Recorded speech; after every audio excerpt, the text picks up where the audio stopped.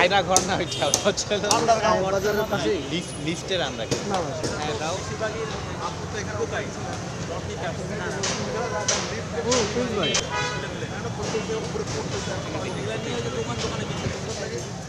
Audio চাই না সেটাই ওরে কাজ দিই ওই আপনি দেখেন ওই যে একটা রড কাটে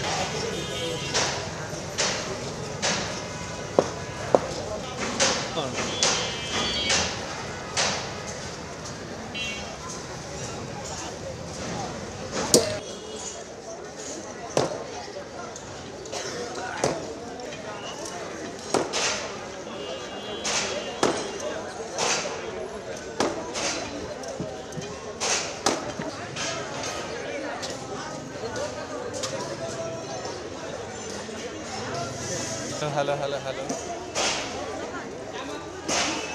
ধানমন্ডি 32 এই ভবনটি ছিল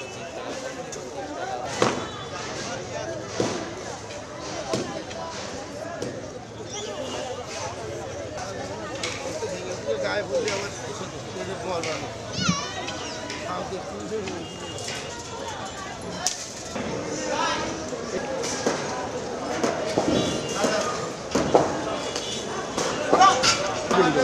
এটা বুঝা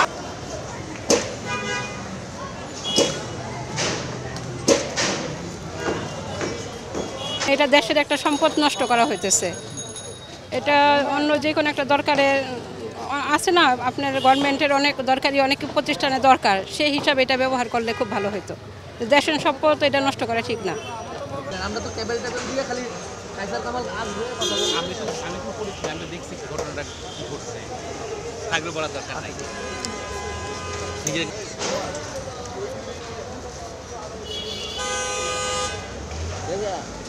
কালকে তোমার বাবিরে উড়াই দিলাম মেয়ে বমি করে অনেক পড়াশোনা করাইছেন, আল্লাহ আমাকে অনেক জায়গায় নিছেন, আমি প্যালেন্স হারাই গেছি ভাই। মনে করেন আমি দোয়া করছি ছোটবেলা থেকে, আল্লাহ যদি আমি জান্নাতে যাইতে পারি, পৃথিবী 18,000 মাকলুকাতকে যেন নিতে পারি, আর বিএমপি যেন ক্ষমতা আসে।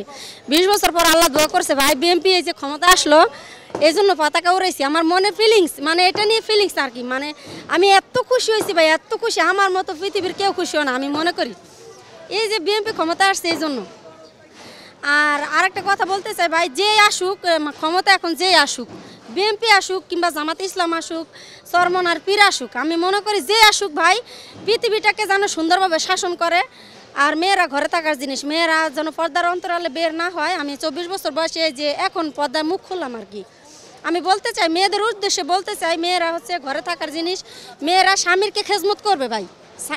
আল্লাহ রাসূল সাল্লাল্লাহু আলাইহি ওয়াসাল্লাম বলছেন, আমি যদি আল্লাহ ব্যতীত কাউকে সেজদা করতে বলতাম, তাহলে আমি বলতাম মেয়েদেরকে তুমি তোমার স্বামীর পেয়ে সেজদা করো। তাহলে স্বামীর স্থানটা কত উপরে নিয়ে গেছে আল্লাহ রাব্বুল আলামিন, সুবহানাল্লাহ।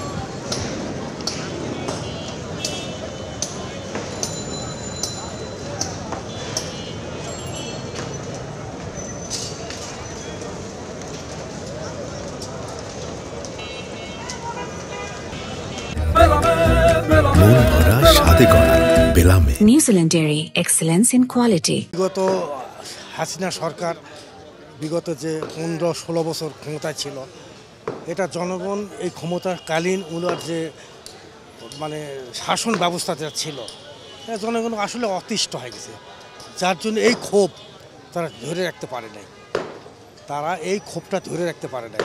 যেমন ধরেন যে গণতান্ত্রিক বিষয়টাকে তুলে ধরা হয়, ইলেকশনটা ছিলই না, মানে স্বতঃস্ফূর্তভাবে নির্বাচনে যাইতে পারতো না, রাতের আধারে ভোট হয়ে পাশ করতে ক্ষমতা গেছে। এরা তো প্রথম শর্তটাই এরা তো মানে নেওয়া যায় না একটা গণতান্ত্রিক দেশে। এছাড়া বিগত সরকার ক্ষমতা থাকাকালীন তাদের বিরুদ্ধে কোনো কথা বলা যাইতো না, বলা গেলে ঘুমের একটা ভয় থাকতো, লাশ হওয়ার ভয় থাকতো, এইরকম একটা বিষয় ছিল। এটাই হলো আসল কারণ, ক্ষোভের বহিঃপ্রকাশ, ক্ষমতার অপব্যবহার যেটা ছিল।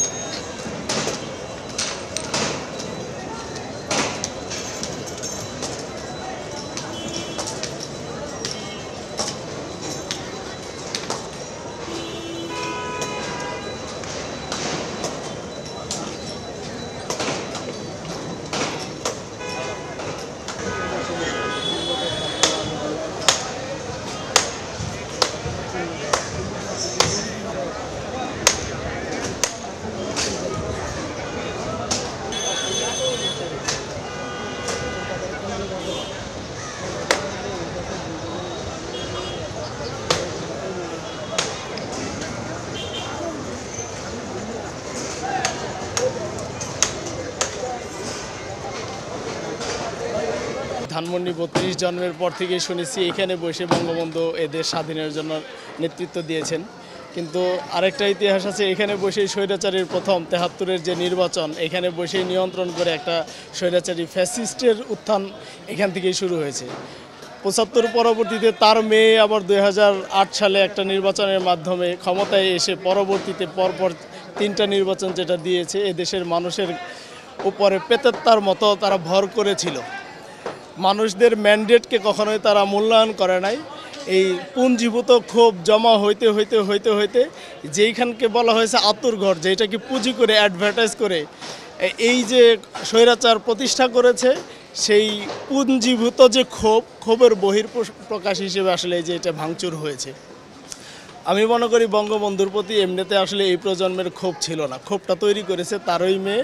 এই দেশের প্রজন্মকে, বিশেষ করে জেন জেড সহ যারা ভোটার, এদেরকে মূল্যায়ন না করার ফলশ্রুতিতেই কিন্তু এইটা হয়েছে। এছাড়া এটা কখনোই আমরা স্বপ্নেও দেখি নাই যে এই বাড়িটা এইভাবে ভাঙা হবে, এই বাড়িটা এইভাবে ভাঙা হবে।